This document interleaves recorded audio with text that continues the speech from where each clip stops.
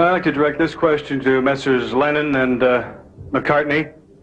In a recent article, Time magazine put down pop music, and they referred to Day Tripper as being about a prostitute, and Norwegian Wood as being about a lesbian. Now, I just wanted to know what your intent was when you wrote it, and what your feeling is about the Time magazine criticism of the music that is being written today. Well, you're just trying to write songs about prostitutes and lesbians, that's all. Hey everybody, welcome once again to the Pro Crastinators Podcast. I'm your host for this episode, Digibro. Whoa! And I've got with me Mr. I just released Chapter 2 of my comic, The Vapors, and you can go read it and subscribe to my Patreon, even though I fucked up the intro and forgot to record last time we did this podcast. Ben Saint! Yes, it is I, Ben Saint. You have to say that all every time. And I want you, my friend listening to this podcast, to go to saintcomics.com and read my stupid new chapter. It's is it out up now. already? You put it there? It is there right now. Awesome. Yeah. Saintcomics.com. It'll bring you right to the beginning of chapter 2. Read it. Give me money did you on put a Patreon. chapter select? Did you put a chapter select? Patreon. All right, enough Whatever, who memeing. cares? Yes, I put a chapter select. Cool. We also have with us the best guy ever, Nate Best Man. Hello, I'm Guy. I'm the best guy ever. Go to YouTube, watch Best Guy Ever. I've got a new video. It's finally almost done. It'll be here almost before done. you know it. Okay, let's move on. No, it won't. Next up, we have might. the Devoo. Hi, I have produced the visuals for the Asterisk Wars Sucks series. That is completely random. I have no idea what context you have, listener. Yeah, But you can give him context. There yeah, you go watch your channel. Go watch the Devoo's channel. He makes good videos And he's making a new video soon. right now. Yeah, Right probably now. by the time this podcast comes out. And last but not least, we have the Hypocrite. I'm the hip-hoppopotamus, the cripplophanophagus, the sobadabear. There we go. I did it again, Yeah. but it was worse. Fuck you, Ben. Yeah, that other one was great. All right, For the today record, we only lost 6 minutes of recording. We didn't Yeah, even get to boy. the point yet. Let's just get to it. we are here today to talk about a topic I came up with and nobody else understands, so I have to explain it. It's authorial intent, and basically understand it. what it means, what it does, how we should interpret it. To explain what authorial Authorial intent is. intent? What's that mean, Digi? Authorial intent. Oh. It basically means artist intent. And it's sort of like, how I would explain it is, if I was writing a book and I thought that I was writing it to have a very specific meaning, then that meaning is my authorial intent. You know, whatever I intended for you to get out of the book, that's authorial intent. Now, if you read it and you get something else out of it, then that is, then not authorial intent. Now, in recent years, well, not in recent years, this is a very old idea, probably 60, 70 years old, but recently in the internet, in internet criticism, and, I guess I'd say not unprofessional, but like, normal people writing reviews and shit. Amateurs. Amateur, that's the word I was looking for. Though it's not all technically amateur. But anyway, on the internet, the idea of death of the author has really picked up over the last few years. It's become a very popular method of critique, right? The idea of the death of the author, which I believe was proposed by Descartes, someone like that. No. That sounds right. Wait, was Derrida, it after Jacques Descartes? Derrida. I don't know if that's how you pronounce his name. Yeah. Derrida, Sounds the guy about who's right. impossible to read because none of his shit makes any sense. But he proposed the idea of the death of the author, and the idea was that authorial intent doesn't necessarily matter. Like, whatever you interpret out of the work is its own work in your head, in a way. Like, if I read a book and I construct a meaning of it in my mind, then that meaning is not necessarily less valid to talk about and criticize than the actual author's intent. Now, I like Death of the Author conceptually because I think it can lead to great stuff, writing about your own experience with a work can be cool. But I also think we have a danger of people not giving a fuck about authorial intent anymore and thinking that authors are fucking idiots. I think that's the world we live in now. It is. I guess. I don't know. I There's- mean, I it always kind seems of like like that's part of the picture. If you're looking to get into something, you should at least find out what they were going for, and then you can make your conclusions from there. And if you don't know, then I guess you don't know. I kind of like the idea of being able to just make your own, like, conclusions, regardless. Like, if you just don't care what the author thinks, I think Yeah. Yeah, there's space for that to exist. Like, if you get something out of a work, it doesn't really matter if the author meant for it to be there. You know, for Right. you, it was there. You know? Yeah, I totally agree. But here's where this podcast is coming from. All right. Specifically, this is to address a comment that I get a lot on my videos, and I'm sure you guys have all gotten to, which is that you are thinking more deeply about the show than the guy who made it. Yeah. Yeah, I've yeah, heard people yeah. say things like that. I get this all the time. I'll get like on my Ava videos or something, you know, I'll point out like the way that a shot is constructed, and they'll be like, "There's no way they put that much thought into it," you know. Well, I agree that kind of flippancy about it is wrong-headed, but I don't think that, like, I think in a sort of roundabout way, I agree. Because when you take a work and you analyze, like, oh, this shot was composed this way to emphasize such and such, and, you know, the color composition here represents this. It isn't like that all these detailed notes and conclusions you draw, it's not like they were all mapped out ahead of time and deliberately put there by the author, but that also doesn't mean that those things weren't the author's. That You is know, debatable. in the case of Okay, Ava, so no, some authors do that, but sometimes a way a shot is framed, an artist can just kind of subconsciously arrange things in a way that feels right to them, but that accomplishes a number of goals. I think that a lot just in kind a of lot come out of it. in a lot of cases, including Digibro's analysis of the Ava shot composition, the collective thought that was put into that shot by all the people involved in production and writing obviously outstrips any individual analyst. However, obviously, an analyst or reviewer or critic or whatever has the advantage of being able to look at the completed work after it's already been all put together. If people who aren't creative probably can't understand that when you start creating something, you have no idea what it's going to be by the time you're done with it. So you can't necessarily think about things retroactively. And so as a result, there is a huge advantage to a reviewer who can already look at everything and how it all plays together already. You know. Yeah, I guess. I think there's a lot of people, I think there's a lot of, like, authors or creatives who, like, really do just think about everything, you know? There are. And, I mean, like They may not necessarily be able to, like, tell you, because the way they they communicate is through their art anyway. Yeah. So they wouldn't be able to tell you why they did what they did, but they'd be able to put it in because they knew it was the right thing to do. Yeah, like if a shot emphasizes a character's, I don't know, despair or something, they weren't necessarily thinking like, now, to emphasize the character's despair, you know, I will crop his eyes here and I will color it like this. They just like drew the shot that looked right to them.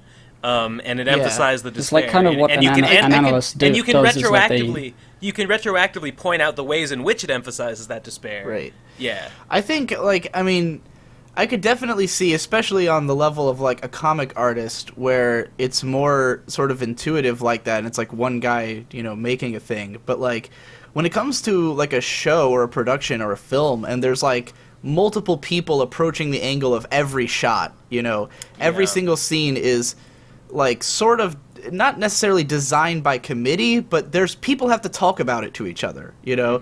Like, my brother Victor, who's an aspiring film director. I guess I should just say he is a film director. He just hasn't made any, like, you know, professional films. But Gonna get that boy to Hollywood. yeah, he's still trying to get into grad school. But Skip that shit.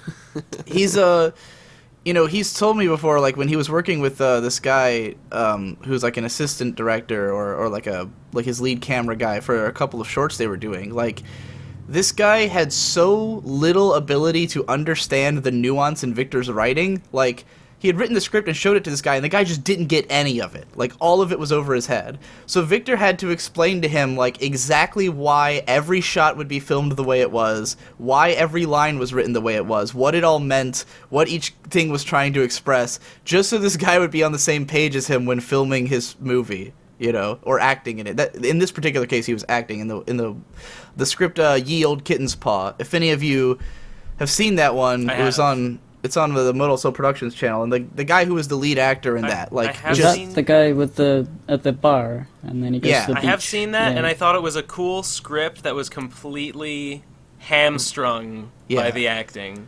It was, and that guy, the guy who was the lead actor, is the one I'm talking about. He had no comprehension of what the script meant.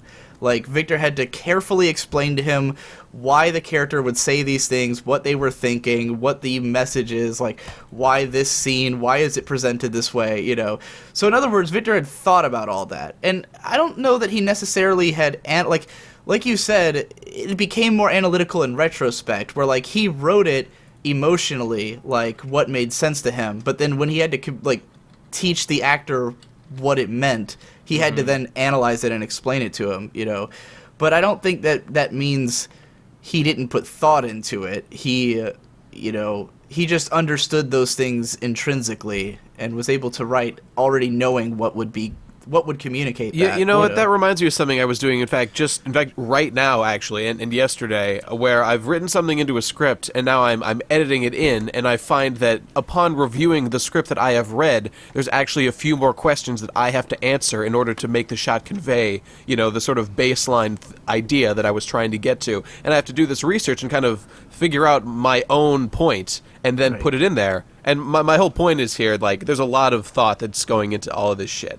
You know? Yeah, you know, one of your old videos, you talk about, I don't know why I keep saying all those syllables each time. Yeah, I know. When you first, I done don't know, that. it's kind of warm today. I'm getting kind of twitchy. Hot and bothered. One of your oldest videos, you talk about authorial intent, and you say, you know, a lot of people, if they watch something and it sucks, they usually will accuse it of having been made thoughtlessly. Like, the people who did it just weren't putting that much thought into it. But what's more likely to be accurate is that a whole bunch of stupid thoughts were put into it. Yeah. For an easy example of Sure. this, you can watch Birdemic or Cool Cat Saves the Kids. People who clearly thought about everything that went into those films. Man, Yeah, I'm but sick of the they're- room not getting mentioned in these things. The room's the best. Everyone needs Well, yeah, to give that it one respect. too, but I'm sick Alright, of good. The Room being mentioned. That one's kind of an older, infamously bad movie. We're talking about the modern age here. Birdemic's pretty old. Well, too. yeah, in all the cases, like, yeah, those are just filmmakers who are incompetent and they don't know how to, like, Yeah. like, it's not that they didn't think about what they were doing. Yeah, like you said, stupid thoughts. Like, they don't understand, like, they don't know the technique. They don't know the craft. They don't know anything about what will resonate with other people. So the movie probably made sense to them, but, like, they just failed at communicating it to others. But that doesn't mean that they didn't, you know, try, that it didn't add for up in their own example, heads. like, you know, the guy who made Cool Cat actually changed the movie some because of the critical response. I think mostly Right. because Right. of YMS's That pretty much review proves it. That he didn't actually think that resonated much. with him on a couple of points. He was like, oh, that's a good point, yeah. Yeah, I just think it's like ridiculous to me to think that anyone other than the author would be thinking harder about something than the fucking author. Like, Well, if something is like, I mean, if something was like a completely corporate, cynical, you know, like that means retread- even more thought's been put into I it. think not what not he's talking about creatively, is like not creative thought. Yeah, I don't think people are necessarily. judging it on the same basis as like, okay, we got like in Jack and Jill, a lot of thought was put into that product placement. That shit was like Yeah. almost on another No, that's level. that's what I mean. Like, Jack and Jill, everything that's in the movie, they knew what they were doing. That's They true. just didn't do good work. They Yeah. deliberately did not do good work. They decided to make something lazy. Yeah, You know, but that doesn't mean that it like they understand it less than you do by watching it. Like, if you watch that movie and you analyze all the product placement and you say this movie was clearly made with this intention, it probably was made with that intention, you know. Okay, well, here's a question, because I believe we're tending to count the collective thought of the creative and production teams behind something. Yeah. So should we also square that against the collective thought of the fan base? Because I was scrambling to come up with an example of something that the fans have thought about more than the creators. Sonic Adventure 2. Maybe? Sure. That one. And I Sonic think in if you were- general, I guess. I mean, look yeah, at the but that amount one of especially. That Okay. particular one especially. I feel like maybe the amount of additional narrative that people have added themselves into Right. like Okay, but outweighs it's one thing to interpret things from the story. It's another to write fan fiction about it, and I just don't know guess. which you're referring Well, to. I think there's a level where it becomes just death of the author thinking, right? Like, maybe, I don't know how much the fans understand that they're doing it, but when you get to that point where it's obviously not what the author intended, then that's where you're invoking death of the author and making your own story, you know? Yeah. And of course, part of this debate, like, I guess what I'm trying to do here is not so much to say that there's, like, a definite line between the two and, like, some people are right and some people are wrong. I just want to sort of push it back. I feel like people have reached a point of assuming, because of, like, death of the author and because of analysis and stuff, that people are starting to think that authors don't think as much as they do about shit, you know, where I think that the majority of stuff that people get out of work is almost always intentional, and then there's, like, that smaller amount of, like, stuff we put into it, the headcanons and the reading too deep shit, you know? Right, and then there's the thing that the beginner's guide game it commentates on is don't try to comment on the author because you're going to be wrong.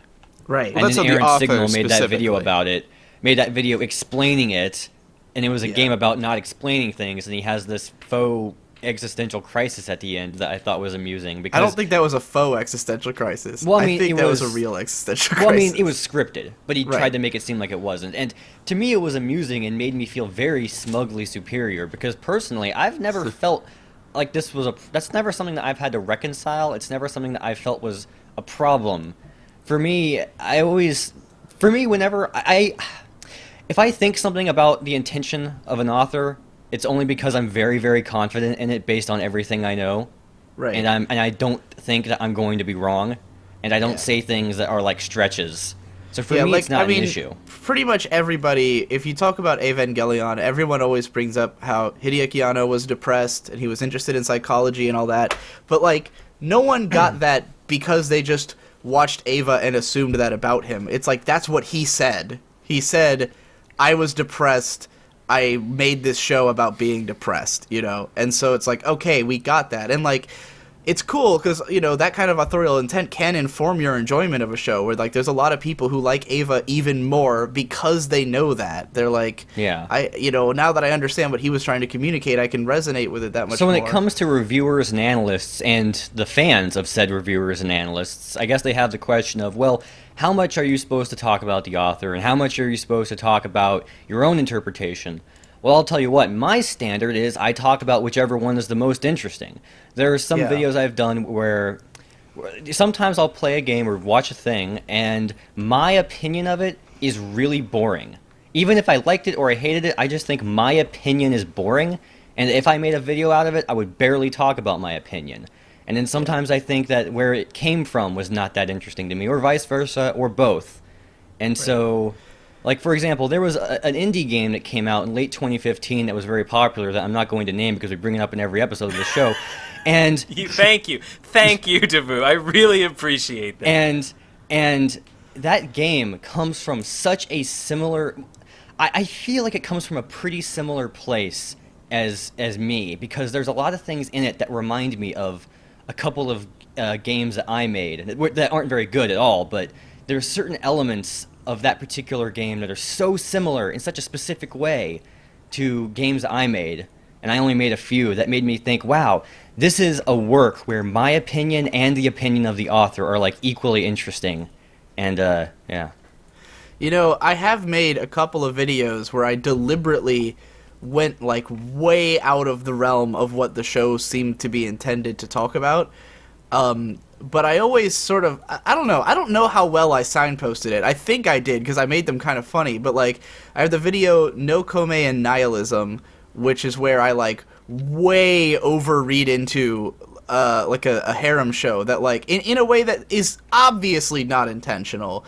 But it was funny. Oh, right. I remember that one. Well, for yeah, me, that came through. I couldn't really tell that at first because I didn't know anything about the show, so I I could didn't tell know based what on the kind of show title that and the was. appearance of the show that was the case. Yeah, I and wasn't then very with perceptive. the food, sex, and life in Kofuku Graffiti episode, where that one as well, where, like, Sure. the show's just about cute girls eating food, and I like tried to take it to this philosophical place of like eating food is sexy because it reminds us of life and childbirth or something. Like it was clearly meant to be like an almost irreverent like for me, analysis. If there's some like trashy or fun-loving, just regular run-of-the-mill, like comedy action thing that isn't deep, but it inspires deep thoughts in me, the feeling of watching that is exactly, I mean, like, not that different from if it really was some big highbrow artsy thing. If it makes me think really advanced things, then it feels the same way to me, whether or not it tries to be. So It's just a matter of like...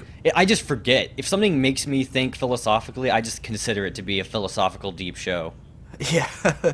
Like, I mean, and I'm not saying it's not because of that, but like, it's definitely a difference where like with those shows, I in no way think the author intended the things that I was saying about the shows, but like, there's so many other shows that I talk about where I totally do, and like, and those two videos were so out there and far-fetched that I don't think anyone would like assume that I thought that the author meant that. Like, if someone told me you're reading too deep into this, I'd be like, yeah, that's the joke. So your authorial intent was that the other person's authorial intent was not being addressed correctly. Your authorial intent was their authorial intent. I like stuff. It's my favorite. Hey, I stepped on a frog. I hope it wasn't an ancestor.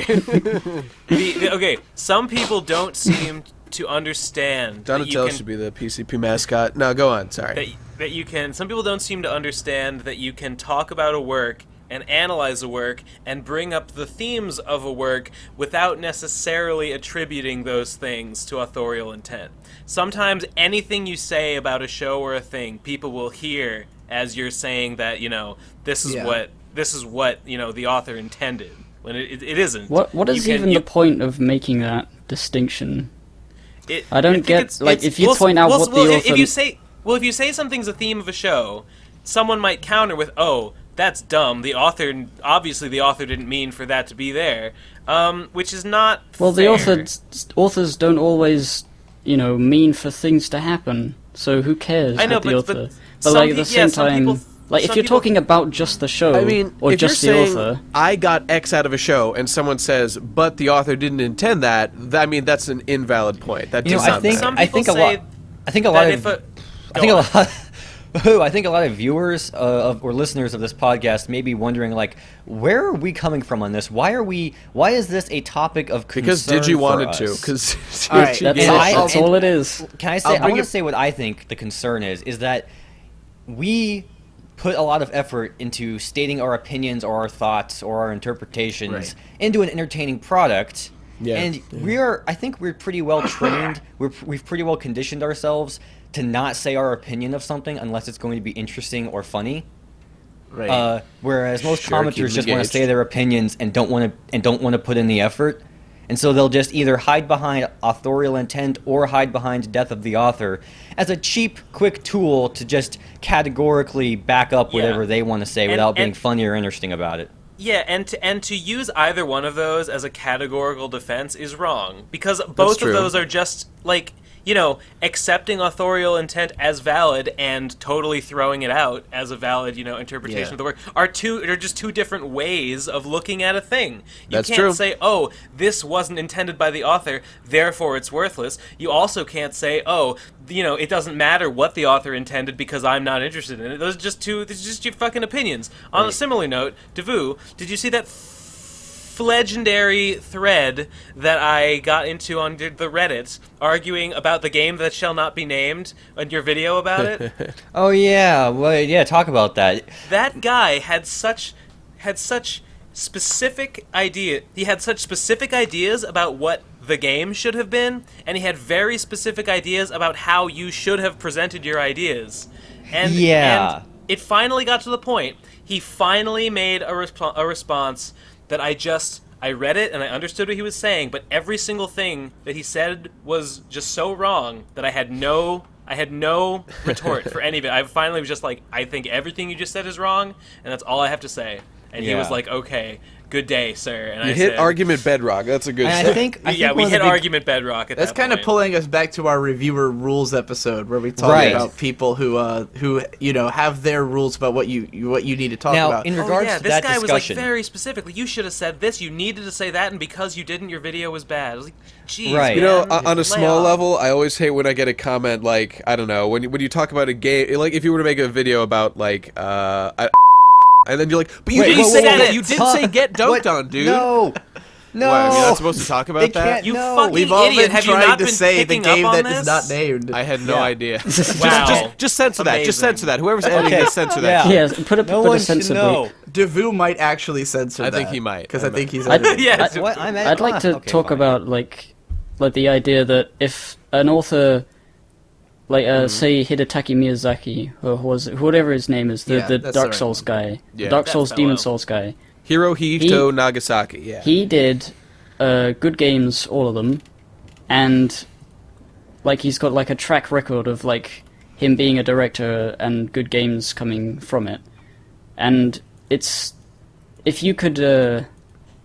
I mean, it feels like it's easier to say, yeah, that's what he intended when you're Yeah. like analyzing his next game, because Well, that's the thing. Like with like when I start doing my stuff where I really lean hard on like this is what they intended for this shot to be. It's usually because I'm like pretty confident that creator knows their shit. You know, like someone like Miyazaki, you don't just make 3 games that are all perfect on accident. You know, Yeah. like.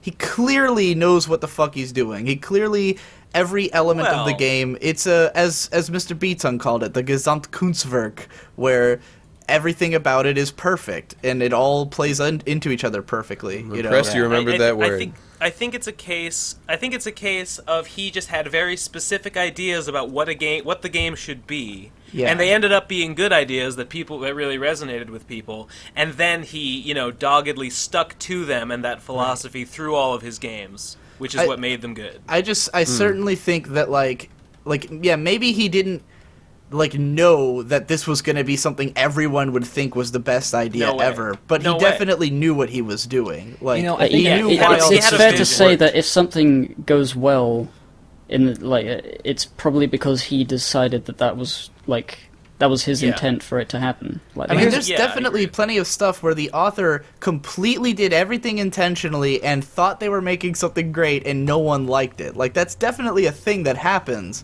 but it's still, the author understood, they did what they wanted to do, you know? It's just harder to say definitively when they've only done like 1 or 2 things. Right. Like, sometimes you can look at a work and you can say, that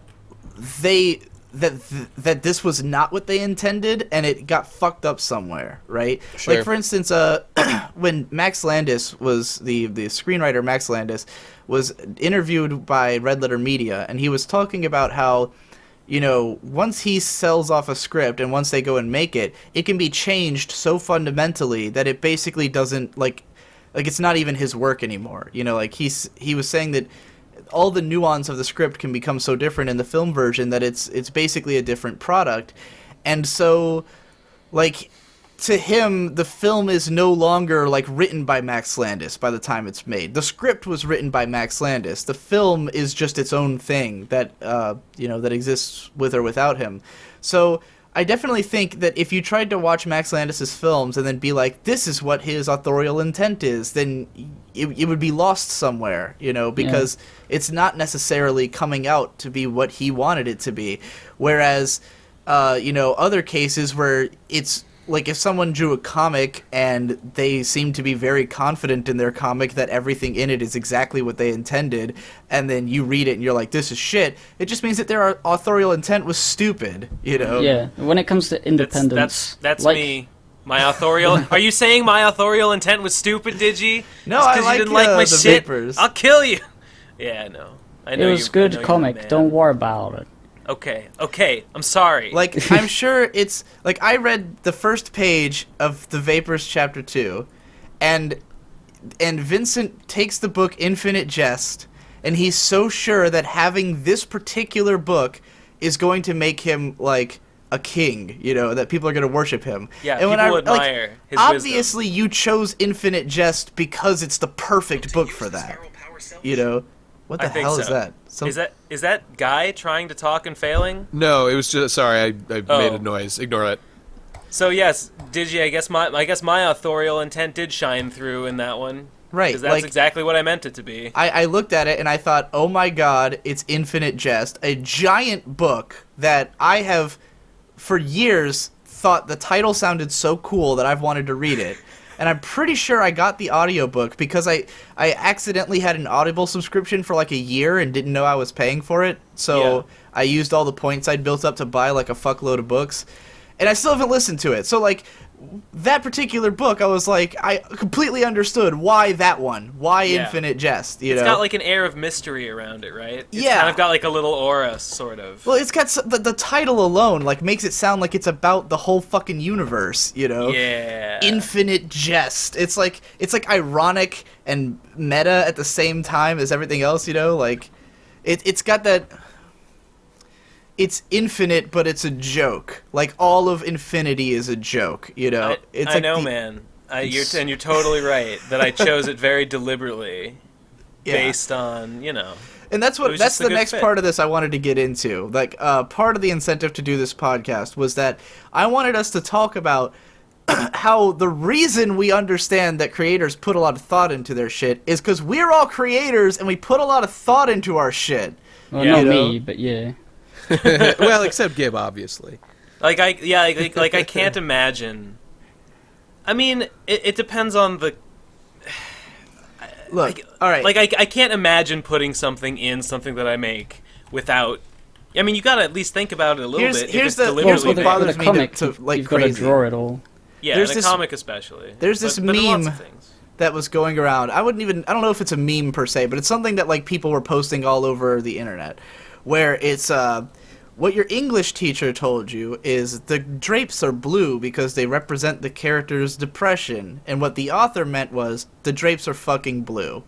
This is an image that got posted everywhere. People took it as like fuck my English teacher, fuck intellectualism, reading is just dumb, you know? And I'm sitting here like... And of course... If I was an author, and I was writing a scene where I was going to mention the drapes, and I wanted to mention what color they were, then the first thought going through my head is, what color will convey the tone of this scene? If it's a sad scene, I would say the fucking drapes were blue. Or if they were yellow, I would say that the yellow of the drapes contrasts with, like, he was driven mad by how the yellow drapes didn't reflect his fucking sad mood. And more he commonly, tore them it down, could be like, you know? you could mention that like it's raining and someone's died. Like that's a more common thing. Yeah. Yeah. Like, And that's also a thing that English teachers tell you to And think let me about. explain this from a practical perspective. Let's say I'm making that scene, and let's say I'm doing it in a comic, and so I drew the drapes, and I click on the fill bucket tool, and I'm going to select a color. In the time that it will take for me to drag my mouse over to the color selector, I will probably be able to come to the very obvious conclusion that blue will be the saddest color. It's not even like hard from a schematic standpoint, and that's why it's possible. Because you have to realize, when I was scrambling to come up with an example of where fans thought about it harder than the authors, I thought, the Beatles? No. They spent like a year making each of their albums for an entire decade. There's no way anyone could top that. Because they have so much time. It's their job. If you have a job and you make hamburgers and you think about how many hamburgers you make, every one of those hamburgers represents a thought or a consideration or an intent in a creative work that a full-time artist has. So just understand, it's not an impractical thing to do is to think about everything you put in.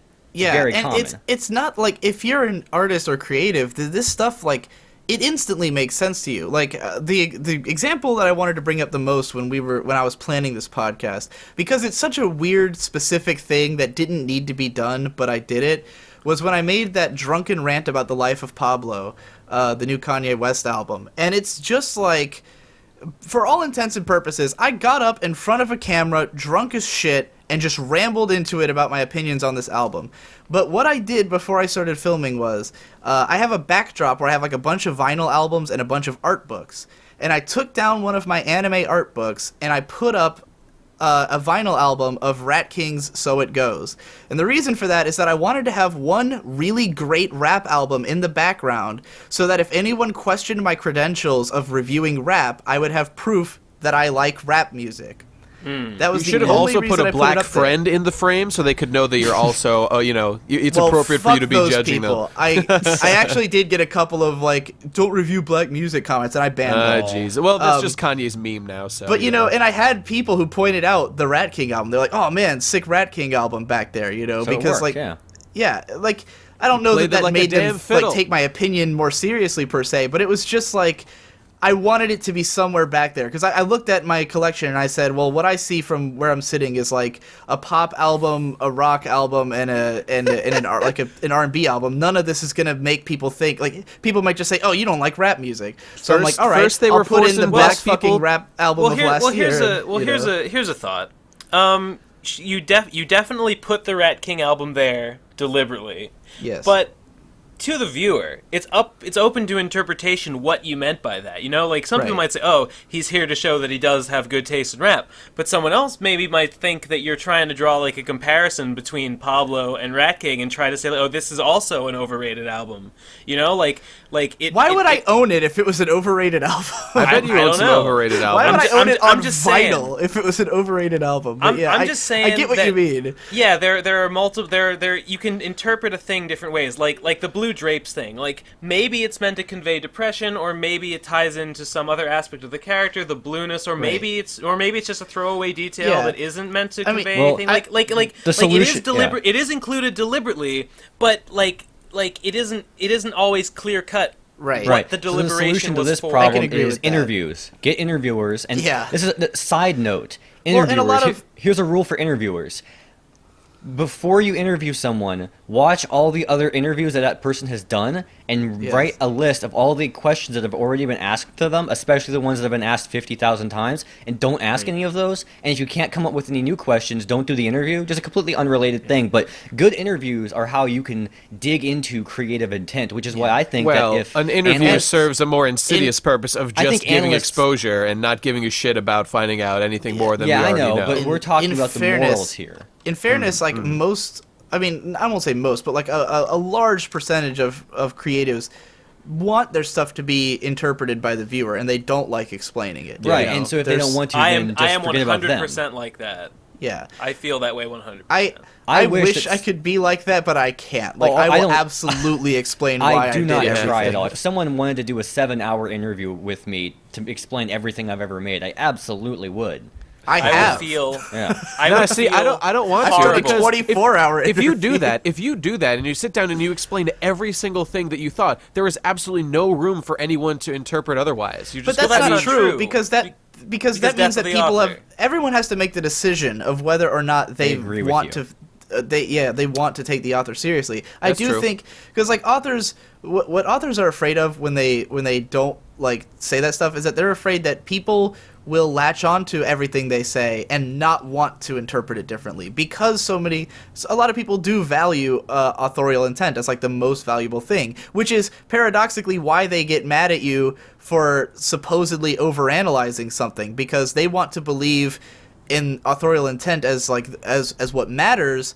But if what you say was the author's intent like is more advanced than what they had already thought, then it's a disconnect. It's like, oh god, I'm thinking about it wrong. I didn't understand it as well as I should have. you Well, I know? think both are fun. I think people understanding exactly why I did something and getting the same thing out of it is cool. And people Yeah. getting something out of it that I couldn't have thought of is cool. I like both. Right. There's definitely been plenty of times where people have like interpreted something really weird out of my work, and I've been like, that's cool, man. You know, I mean, even just all the people who take my videos as like motivational speaking or something, you know, like so many people who are like, I got through depression because of your videos. I'm like, I didn't intend that, imagine but why, okay, but you know, yeah. tons of shit like that, you know, But my point is just simply that with the whole Life of Pablo thing, that like that was something that I threw together in 5 minutes, but I did think about it and put it in there, and that's how easy it is, you know?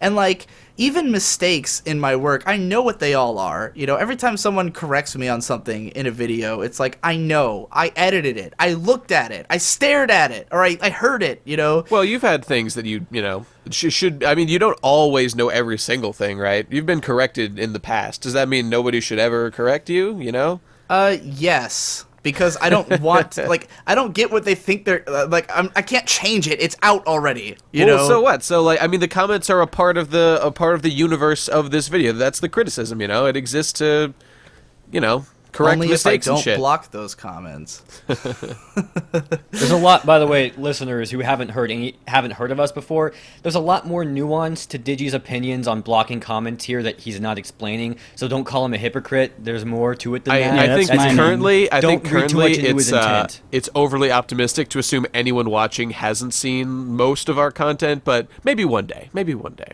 I don't know. I think that's... Well, maybe they're just new and they're not familiar yet. you Yeah, know? sure. Just watch my video on closing comments over on Digibro After Dark. Yeah, I went in deep about it. But, yeah, no, there are some times where people will correct, like, my pronunciation of something, and I did not know that I had pronounced it Dude, you wrong. mispronounce words all the time. Yeah, and a lot of the You're getting time I better, do though. it on That's purpose true. and knowingly. Like Why? Yeah, why because not I just speak don't right? like don't the like other that. pronunciation. Like, I Well, like you to should say be niche. corrected. It's just how I say it. I'm not interested in your headcanon of how words should be pronounced, you know? But my We have a point shared is, language like, here. We're trying to run a society, and you're violating the whole operation with your going rogue. You're going dude, there's off road. so many words that I've just made up and invented for my videos or found whole new uses It's like, for. okay, you know what it's like? It's like I have, when I was a kid, I listened to the Fooly Cooly soundtrack all the time. It was like my favorite thing to listen to. And as a result, since I didn't speak Japanese at all, I made up all these lyrics. Now, if I make a lyric video to Little Busters or whatever, and I write down all my headcanon lyrics, is it wrong for people to correct me because that's my version of the song? Saying a I word would say that differently you is should- not different. Is not the same as changing the word. Like, I don't think anybody would be confused if Digi said niche or niche. yeah. There's nothing else that there's sounds that like thing niche. that hits you in the head, and you're like, oh, something's wrong here. What's going on Yeah, here? and you cares? should lock that feeling deep down inside because no one fucking cares. Look, if I left a comment every time I was bothered by the way someone pronounced something, I would never stop leaving comments. Hey, you know, I'm just Every saying. video I've ever seen has a pronunciation that bothers me in it. You know, like no fair one enough. knows how to You're not pronounce wrong, I'm just Japanese saying. shit. I don't- No one I don't knows how to comment pronounce other I don't shit. comment on your weird pronunciations, so I guess we're at an impasse here. I don't know. I thought But- there were lots of bad pronunciations in the Vapors. Yeah. That was yeah, a joke I- because that's impossible because it's not audio. Yeah. That was Everything I my say is. I'm actually American, but I just pronounce everything wrong. This whole You just pronunciation- You think all- that's how it's you've all pronounced. been That's what fooled gets by to me the most is that like everyone has different dialects. So like to say that I can't pronounce a word a certain way is like I don't get Yeah, where the that's disconnect true. comes from. Like It's just not- because no one else pronounces it that way doesn't mean that it's not a dialect that is Hey, specific to me. you know, I I can actually agree with that. I think there's no really wrong way to say anything. And I think the fact that people get upset about Well, then you're just getting to the pronunciations- fundamental point of language itself. Well, It's- I think what this it's a is, rabbit why people get bothered about pronunciations, plays into the very first episode of Hello Internet, which was called Being Wrong on the Internet. Because, Digi, I have a question. How many times do people correct your pronunciation, and how angry are they about correcting your pronunciation if you pronounced it on a podcast or a Let's Play? Is it less intense?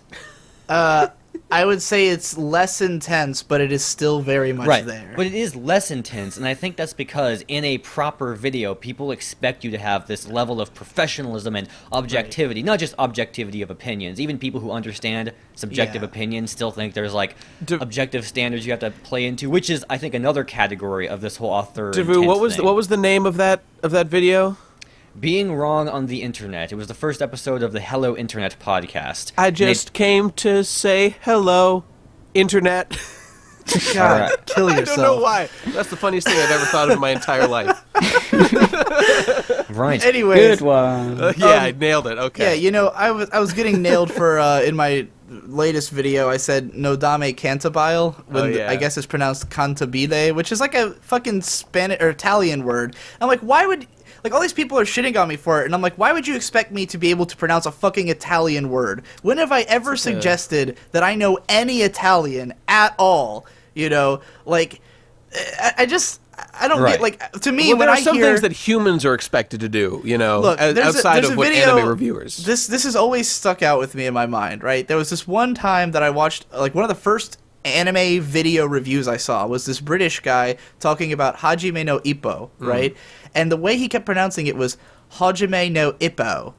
And, like, did he watch the show? They say the name over and over. Yeah, but he's, like, as soon as I heard it, I was like, well, he's British. Yeah. Words sound different when they come out of his mouth. And the funny thing is, even though at first I was like, oh, God, but then over time, that's now how I pronounce it more often than not. I now love saying Hajime no Ippo. Like, Dude, it's hilarious to me. We need the Hippo to do a review of the Ippo. Yeah. Get on that. All right. And, like, sure. I knew what he was talking about. I knew what the show was. Like, he probably, on some level, is aware that he probably doesn't know how to pronounce it because it's a fucking Japanese name. You know, like, the reason I say Cantabile in my video is that I learned that show in 2007 when I was 16, so I didn't think at all about the pronunciation. And I've just been saying it that way for 9 years. And there was a moment when I started editing the video, like, once I had the audio figured out and I started laying in clips, I went, oh my God, I probably pronounced this wrong. Like, Cantabile can't be a word, you know? But then I went, everyone knows what I'm talking about. It doesn't fucking matter. And I finished editing the video, you know? And then I've got people who were like, commenting, I almost vomited when I heard Cantabile. That makes sense. That's appropriate thematically. Like, I don't think that's what they like bile. people may We've have gone pretty far bile. afield. I think we've gone pretty far afield of the topic of authorial Yeah, intent well, by guess what? now. Pronunciation is too funny, so we're going to keep talking about it. People may have realized there's a trend in Digi's videos. Whenever he talks about a particular character from Hunter x Hunter, he always goes, Killua. I can't even do it correctly. Yes, Can you please... Killua. Yeah. Because in the first video I did, I said Killua, and people fucking... there was hundreds of comments pissed off at me for the way I pronounced Killua. That's obviously the right way to do it, because everything else sounds gay and stupid. Yes, it's Killua. Killua. Yeah. Killua. So there's a couple It's of videos where you just talk And, like, incessantly. that's one of the few concessions I've made just because there were Fucking so weebs. many comments about it that I couldn't... Yeah. I was like, I don't want to live through this again. Like, I'm going to change... It's not how I would ever pronounce it in my everyday life. If I was talking about the show to anyone, I'd say Killua because that sounds right, or Killua. Like, it might have been how I said it, but, like... Killua. It's got to be that way in the video, and no one complains when I say it that way. So, Killua. Like, it completely changes the entire tone of my voice. Like, you're listening to me speak in a normal American accent, and then suddenly, and in Hunter x Hunter, Killua has this great character arc. Like, it sounds fucking stupid. And the most intense example was the pronunciation of Shin Seiki Evangelion. Yes, which was very intentional. Because you go yeah. Evangelion, and I go Right. Evangelion because I hear you talk about it more than anyone else. Yes. When Demo says Evangelion, I'm like, okay, fine, and people can go Evangelion or Uvangelion or Oevangelion, whatever. But people got mad that your first syllable was different, and so you wanted to highlight the fact that the Japanese title is not even the same words. No, it's Shinseiki Evangelion. So this goes into people having these false ideas that there's like these objective standards of pronunciation that you're supposed to hold up to, which brings us to this. I just wanted to say one pronunciation thing that I kind of might be amusing. Yeah. I never watched Dragon Ball Z as a kid, but I did read the manga of Dragon Did you call Ball. it Dragon Balls? No. Is that what you're saying? No, but I pronounce Kamehameha like Kami. Ha-me-ha, because that's how it's written. Sure. Instead of the Kamehameha, and I always think Kamehameha is stupid, But it's and I'm the correct. cool guy. I read Sasuke as Sasuke for the longest time. Really? Sasuke is really cool. Sakura the Beautiful. Naruto. I thought it was Sasuke. Yeah. Sasuke. Oh man, that's even worse. Yeah. Sasuke. Oh, so you're saying that you Sasuke. read it before you saw the show? I just yeah, saw way it. I'm before. surprised. I That read was it in before I gave a 2003. shit. Yeah, I read it yeah. before the show existed. But yeah, anyway, Davu, what were you going to use that to branch back into Authorial That Intent? stupid Reddit moderator guy who disrespected Jesse. shit. Endless Jess's professionalism. His It's a AMV, shame yeah. he's not. It's a shame he's not on this podcast right now because the reason he's not, the intention he has for not being on this podcast is he's asleep. So Yeah. you know. So let me explain this conflict very quickly. There's this Reddit Jesse made an AMV of Evangelion and posted it on the our Ava subreddit, and the moderator there like jumped down Jesse's throat for the fact that he had changed the aspect ratio of the video, and this guy was like, I was only able to last 10 seconds and I just wanted to throw up because your aspect. A lot of people talking about throwing up lately in response to shitty videos. He was like, I just wanted to throw up because you changed the aspect ratio, and he literally said any professional AMV competition would have thrown this out immediately. Yeah, he said and any it's like, reputable AMV contest. Yeah. Which is the weirdest thing to say, because it's not an AMV contest submission. It's some video some guy made on YouTube for fun. Yeah, and for later himself. on, he's using this other standard. That later on, this even... guy was like, you know, you in the professional world, you have to do professional correct things. You have to do X, you have to do Y, and if you do it wrong, you'll get fired. And I pointed out, look, if from YouTube. if this guy were working for a company, if you were working for a company and they told you to not stretch the aspect ratio, he wouldn't. Right. And I told him, this guy is you don't understand. This guy would be laughed out of any professional AMV contest that he tried to submit to. Yeah. Ben, I want to make a shitcom now called Fired from YouTube, starring Jesse Wood over the giant Eva AMV debacle. Guy, I really like how you accidentally said that as shitcom. What? Did I? That was my authorial intent all along. Yeah. There we go. I choose to ascribe that to the work that you just created, that meaning. All right. Yeah, so like I told this guy, look, Jesse, this guy is a professional YouTuber, you realize? He puts thought into what he's doing. He's not like an amateur. You know, I think the only kind of sitcom Jesse would like to be in is a shitcom, but sorry. Yeah. And I can understand why these people on our Ava didn't understand that Jesse is like an actual YouTuber. The kind of person because who must hang out on our Ava has got to be the most moderate insufferable... our Ava. The moderator, holy and shit, according that's to another level. his like tag on the site, he's also a moderator of avageeks.org. Ooh, yeah, boy, I looked into this guy. So this guy's like a lifer. This guy spends a lot of time, and he will not accept the skewing of the aspect ratio of his precious work. Right, because what I really wanted to rip into this guy for, not that it's his work, not that I didn't get around to it, but this guy spends so much time being moderators of websites. How much time does he have being in this so-called professional world here? You know, probably Who none. cares I mean, about has he your done any? credentials? What's his standard? Yeah, I don't know. I feel like any one of us have accomplished way more artistically than this guy. Right. And so I was trying to phrase that to him in a really soft way by being like, you know, you're more of a technical person. You're not much of an aesthetics person. You have to understand that aesthetics are also important. He's like, no, these are objective facts. Like he said the word objective over and over again. And I said, and Jesse clarified so many times, like, dude, this is not an objective thing. Like, you can have your standard, but like, obviously there are times when changing the aspect ratio might be a better way to go. The stretching is better. And I said, you realize this guy is a professional YouTuber, to which this moderator said, and I quote, No, he's not. Not by a long shot. All of those pauses were different he's making the word he's using some other definition or something. It's...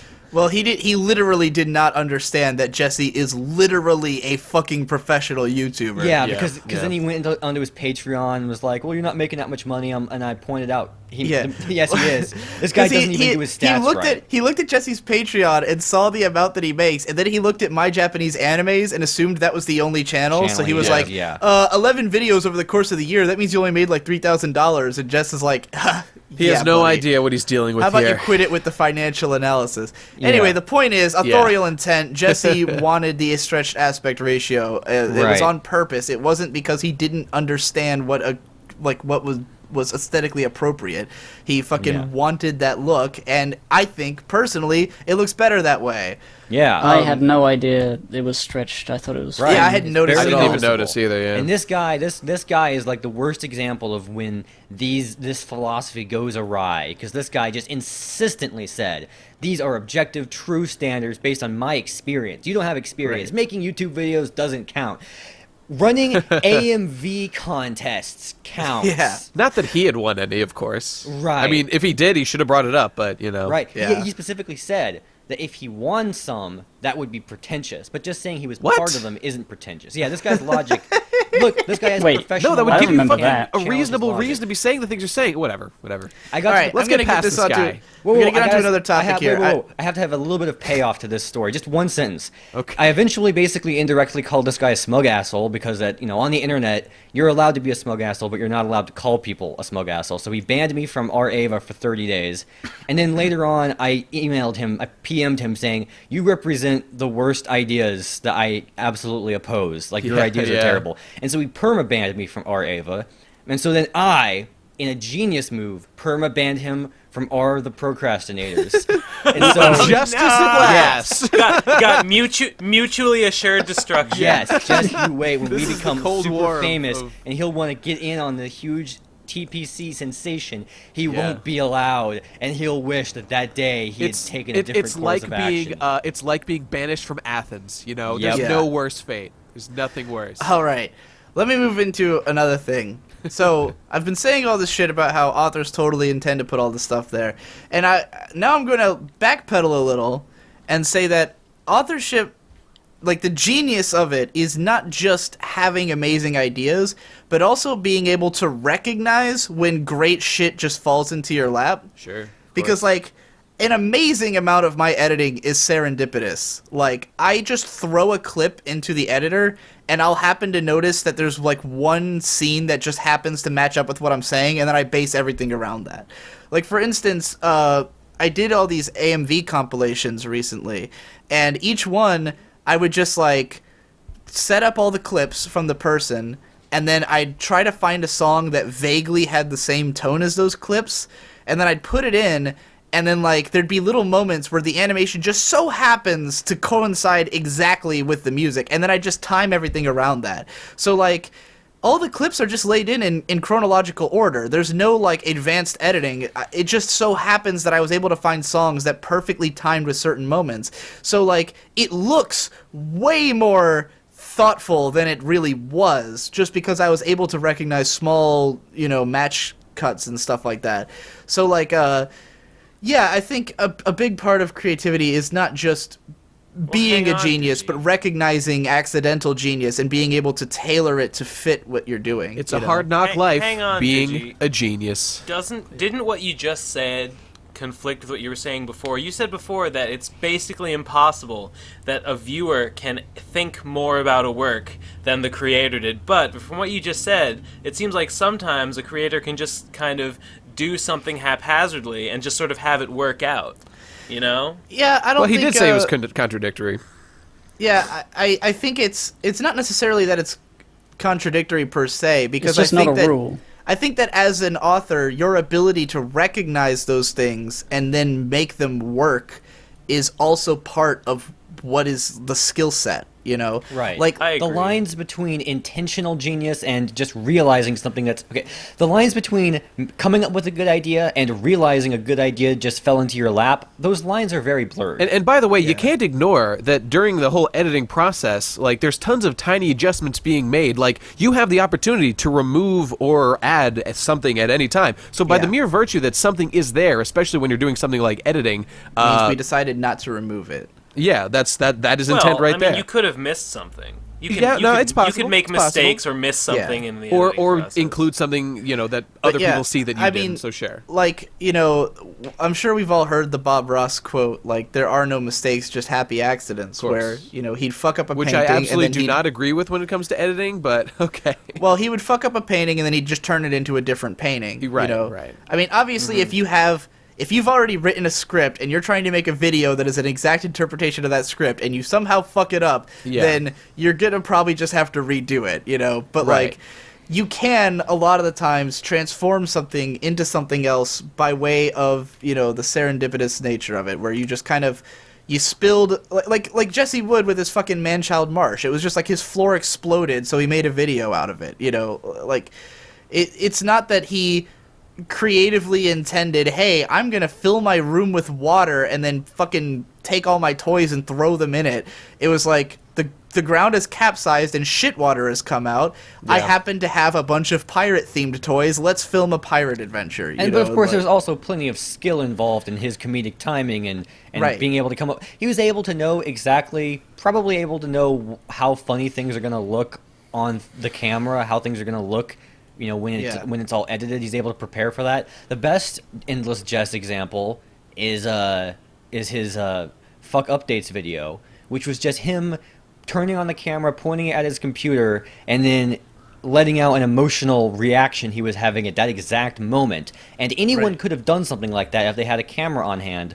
But what people don't realize is any regular person, it wouldn't have been nearly as funny because he's trained himself to be able to do that kind of thing really well. And as a result of people not realizing the level of skill involved in that, the bajillions of people have posted it on Facebook and removed his channel name at the end because they just don't think it's art, because they just think it was an accident. One of the biggest things that like one of the biggest reasons I watch all of Jesse's content, even when it's like Beer Quest where he's just like reviewing beer, is that he's so amazing at some random shit happening and he turns it into part of the joke.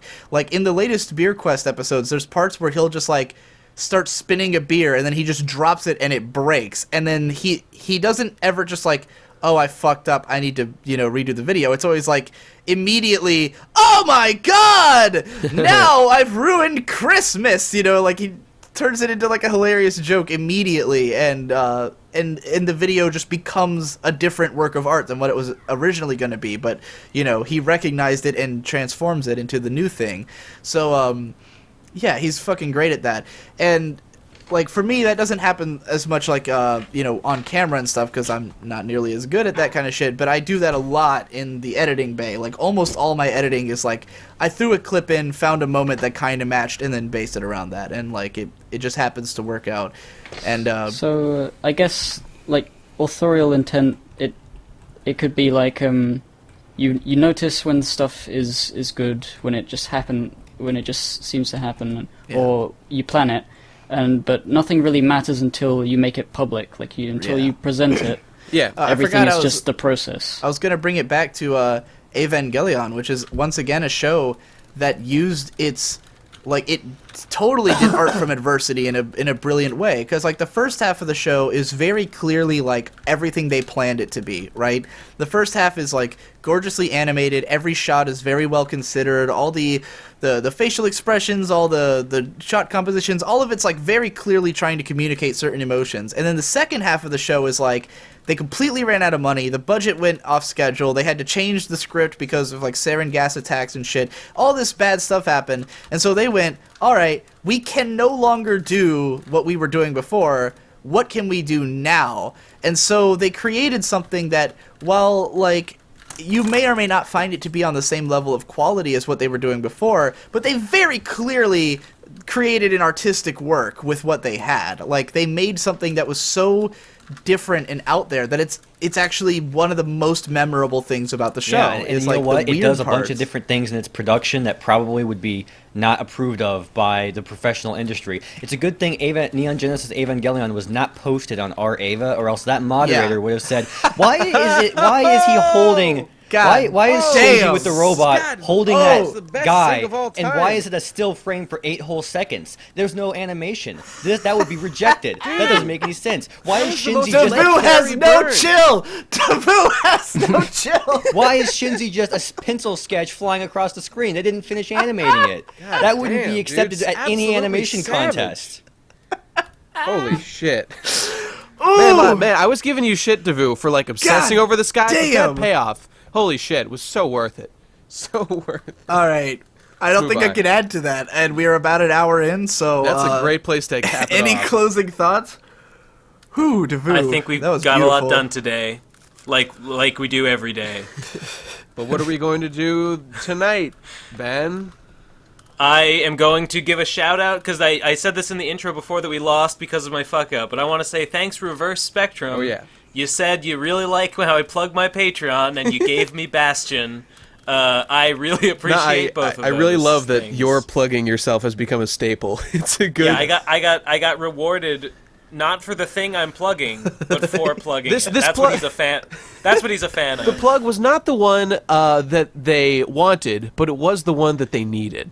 Yeah. Yeah. All right, everybody. See you next week. Bye. you Everyone around. say goodbye. Bye. Say goodbye and go and read my fucking thing at saintcomics.com or I'll kill you. Yeah, intentionally. Yeah. Yeah. Yeah. I'm supposed to be working right now. I'm supposed to be working right now. But I'm not working. I'm doing nothing. My dick I'm jerking. Myself I'm sucking. I am an asshole. I am a stupid. I've got a deadline. Don't wanna do it. May I ask about the song Eleanor Rigby? What was the motivation or inspiration for that? Too clear.